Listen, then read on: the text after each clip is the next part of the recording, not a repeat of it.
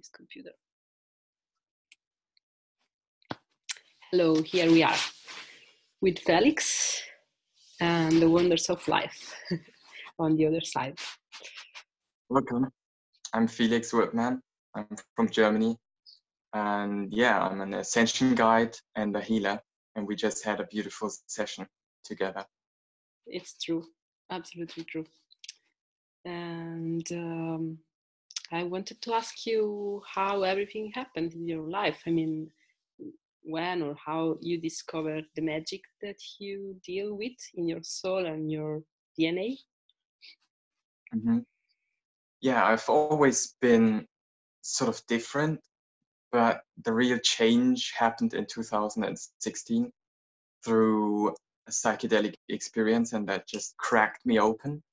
Mm-hmm. And ever since, I would consider this my awakening. And ever since, things started to change. Like I started to meditate on a consistent basis. I started changing my diet. Now I'm a full vegan. That took like some time to transition. And I just changed my entire life. Like I wanted to study medicine. You said you studied medicine as well. Mm. And then, you know, I worked with my dad together in his praxis, and I saw. Are you a doctor now or studying? I did like an apprenticeship before studying, but I saw how the medical field is like operating, and I went through my awakening in 2016 and 17, and then I was like, this is not the way I want to live. Like this, it's nice to help people, but you're not genuinely helping people. You're just, you know, you have a symptom, and then you're just covering it up. Yeah. And then something else occurs because of the covering up. And then, you know, I dove into the spiritual realms and meditated and became a Reiki healer. Mm-hmm. And now I'm here offering healings to people and guiding sessions.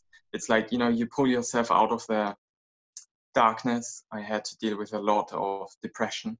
My entire life was like super depressive.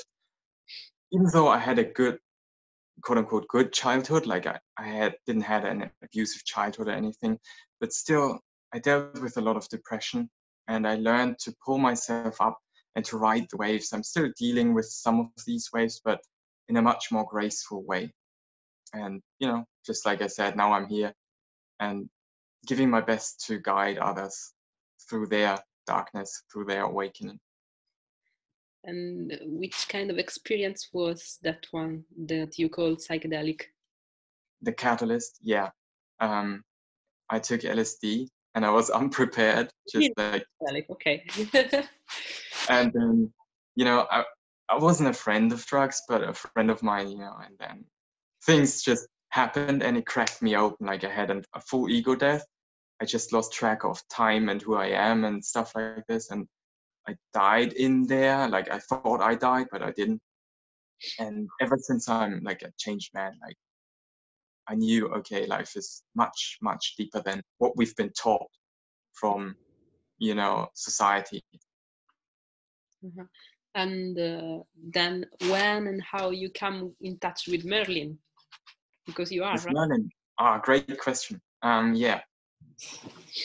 So I always had that kind of magical connection. Like I love elves, I love wizards, I love Jedis, Star Wars. That kind of like magical, supernatural thing was always an interest of mine. And then in 2018, when I went to Sedona, there's a statue of Merlin. I don't know if you've seen that. No, I know Sedona for, you know, for Bashar. Do you know him? Yeah. Yeah, just this is what I know about Sedona.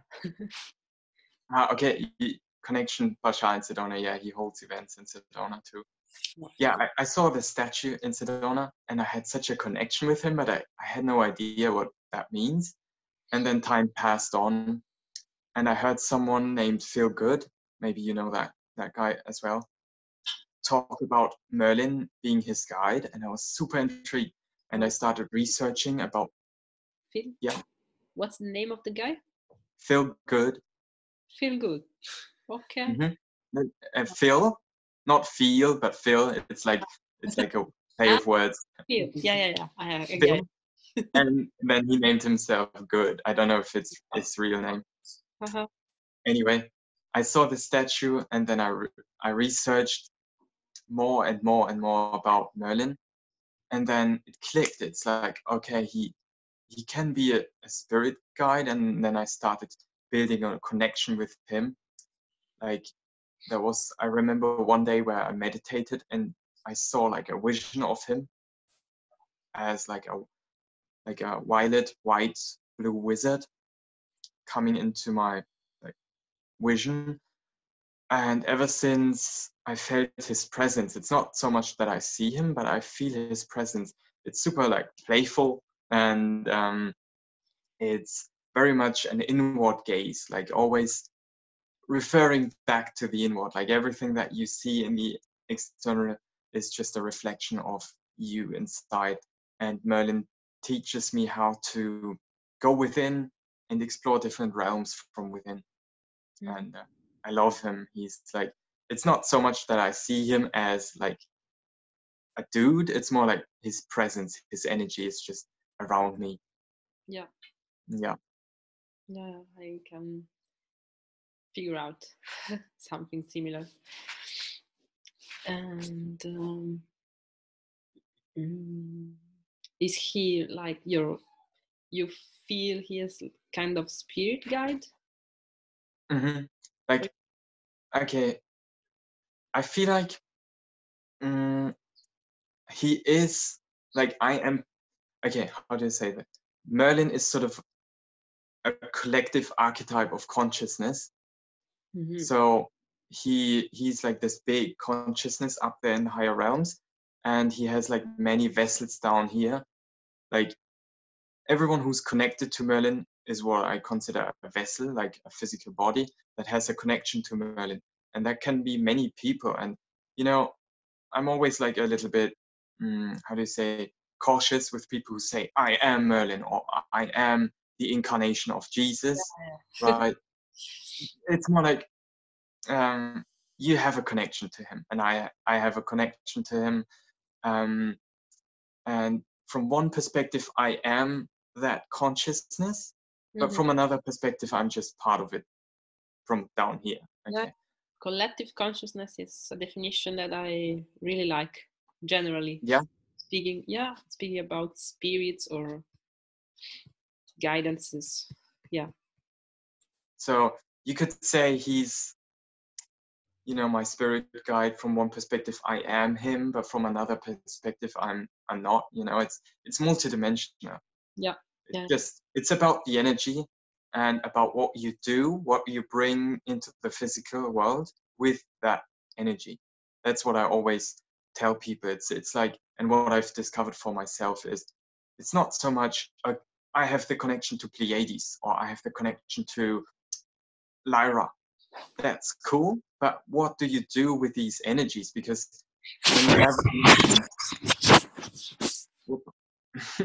you have access to a specific quality of energy, and you can sort of bring that down and use it in your daily life to create something from it. But what you mean? Which is the difference with being connected with, I don't know, the Lyra or the Pleiadians, and what you are telling? What I meant is, it's not so much about wearing it as a badge. Like, hey, I'm from Lyra, and this is me. It's more about how do you use these energies, because if you're like super focused and obsessed with that type of energy, it's coming from 3D mindset from the ego. Yeah. Does that make sense to you, right? Because many people, I don't like to use the word ego, but I like the 3D definition. That's why I called it 3D. I don't like the ego either. I don't like the term ego either, because it has such a negative connotation. Yeah, but yeah, I mean, for me, channeling and connecting with planets or spirits or spaceship or entities is just a possibility, and do not identify me in some way, even if when I'm connecting, when I'm studying or enjoying, I feel one with this energy. Very interesting perspective. So you feel at one when you're like tapping in, but down here you not so much identified with it. No, not at all, maybe.